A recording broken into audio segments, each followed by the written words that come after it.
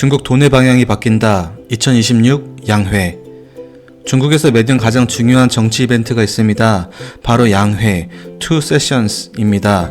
이 행사에서는 중국 정부가 앞으로 경제를 어떻게 성장시킬지, 어떤 산업을 키울지, 돈의 흐름을 어디로 보낼지 큰 방향이 발표됩니다. 그리고 이번 2026년 3월 양회에서는 굉장히 중요한 변화가 하나 보였습니다. 바로 중국 경제의 중심이 부동산에서 기술 산업으로 이동하고 있다는 점입니다. 오늘은 이번 양회에서 확인된 중국 경제의 큰 변화 3가지를 이야기해 보겠습니다.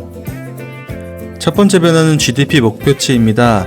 이번 양회에서 중국 정부는 GDP 성장률 목표를 30년 내 최저 수준인 약 5% 수준으로 제시했습니다.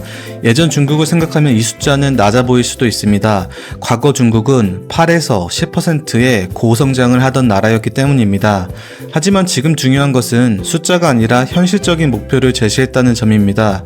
지금 중국 경제는 부동산 침체, 글로벌 경기 둔화, 미중 갈등 같은 문제를 동시에 겪고 있습니다. 그래서 중국 정부도 과거처럼 무리한 성장률을 제시하지 않고 현실적인 목표를 선택한 것으로 보입니다. 두 번째 변화는 부동산에서 첨단 기술입니다. 이번 양회의 가장 중요한 메시지는 경제 구조 변화입니다. 중국 경제는 오랫동안 부동산, 인프라 투자에 크게 의존해 왔습니다. 하지만 부동산 시장이 침체되면서 이 모델은 한계를 보이고 있습니다.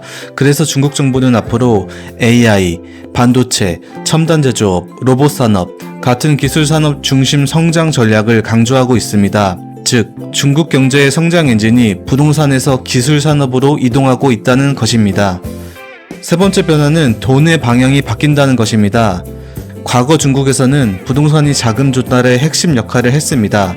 부동산이 살아나면 지방정부는 토지를 팔아 돈을 벌고 기업들은 부동산 프로젝트로 자금을 조달했습니다. 하지만 지금은 상황이 달라졌습니다. 부동산 시장이 침체되면서 기업들이 돈을 조달할 새로운 채널이 필요해졌습니다. 그 대안 중 하나가 바로 자본시장, 즉 주식시장입니다. 그래서 최근 중국 정책에서는 자본시장 강화, 기술기업 상장 지원, 증시 안정 같은 정책이 계속 등장하고 있습니다.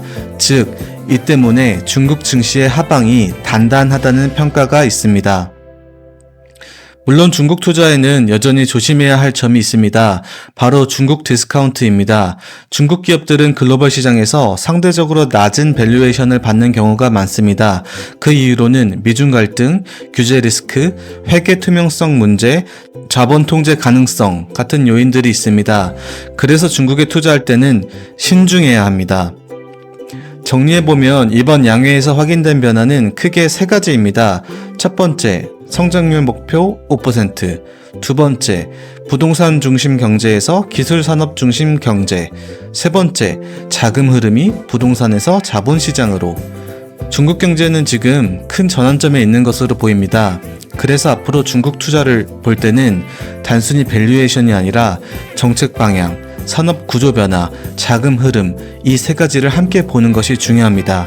도움이 되셨다면 구독과 좋아요 부탁드립니다. 블로그 글도 참고해주세요. 감사합니다.